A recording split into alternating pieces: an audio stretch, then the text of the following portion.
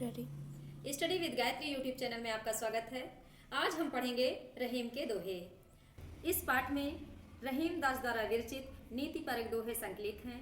रहीम दास जी का जन्म बैरम खां के घर 1556 में लाहौर में हुआ था।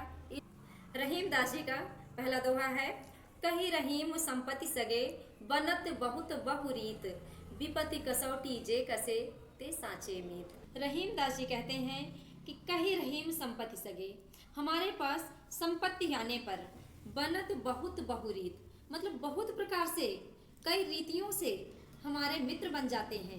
विपत्ति कसौटी जे कसे ते साचे मीत, कहने का आशय है कि जब विपत्ति के समय जो विपत्ति के समय हमारा साथ देता है वही हमारा सच्चा मित्र होता है। अर्थात रहीम दास जी के कहने का आशय है कि रहीम दास जी कहना चाह रहे हैं कि संपत्ति होने पर तो हमारे पास बहुत सारे मित्र हो जाते हैं, लेकिन सच्चा मित्र वही होता है जो विपत्ति के समय हमारा साथ दे।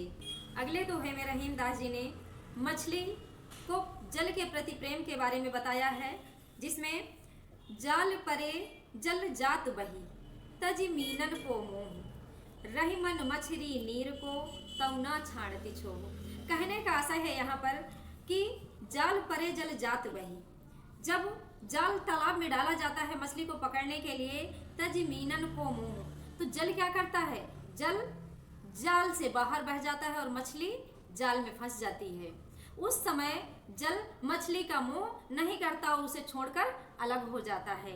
रही मन मछली नीर को तौना छाड़ छो, कहने का आशय है कि मछली जल से सच्चा प्रेम करती है और जल के छोड़ जाने पर भी वह जल से अलग होने पर अपने प्राण त्याग देती है, क्योंकि यहाँ पर मछली जल के प्रति सच्चा प्रीत है, सच्चा प्रेम है, इसलिए वह अपना मुंह नहीं छोड़ पाती और जल से अलग होने पर अपने प्राणों को त्याग देती है। प्रस्तुत दोहे में रहीम दास जी ने परहित के संदर्भ में वर्णन किया है। तरुवर फल नहीं खात है सरवर पियत न पान, कही रहीम पर काज हित संपत्ति संचय सुजान। कहने का आशय है कि तरुवर फल नहीं खाते हैं। रहीम दास जी यहाँ पर कह रहे हैं कि वृक्ष कभी अपना फल नहीं खाता है, सरोवर पियत न पान, और सरोवर कभी अपना ही जल नहीं पीता है। कही रहीम पर काज हित संपत्ति संचय सुजान, और पर काज मतलब दूसरों के हित के लिए सज्जन व्यक्ति संपत्ति का संचय करते हैं। कहने का आशय है यहाँ पर कि वृक्ष कभी अपना फल नहीं खाते और सरोवर कभी अपना पानी नहीं पीते, और सज्जन व्यक्ति दूसरों के हित के लिए संपत्ति का संचय करते हैं। अगले दोहे में हम देखते हैं, थोथे बादर क्वार के ज्यों रहीम घाहरात धनी पुरुष निर्धन भये करे पाछली बात।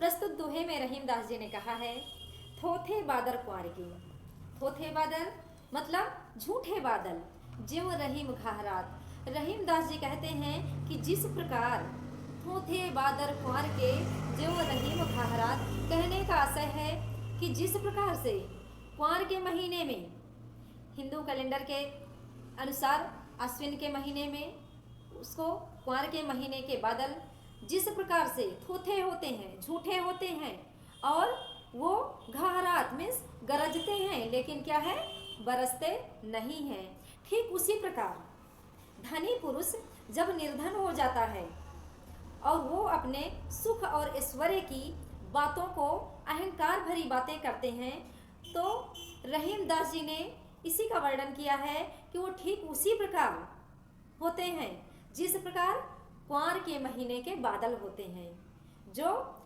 गरजते हैं लेकिन बरसते नहीं हैं। तो विकासशील मनुष्य अपने आगे की विकास की सोचता है, पीछे की बातों को याद करके अहंकार नहीं करता है।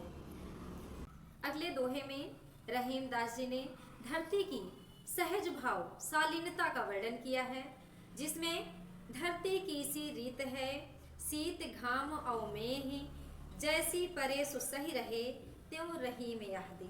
अंतिम दोहे में रहीम दास जी ने कहा है कि जिस प्रकार धरती सहज भाव से हर मौसम को झेल लेती है, ठीक उसी प्रकार मनुष्य को भी जीवन में हर परिस्थिति का सामना करना चाहिए।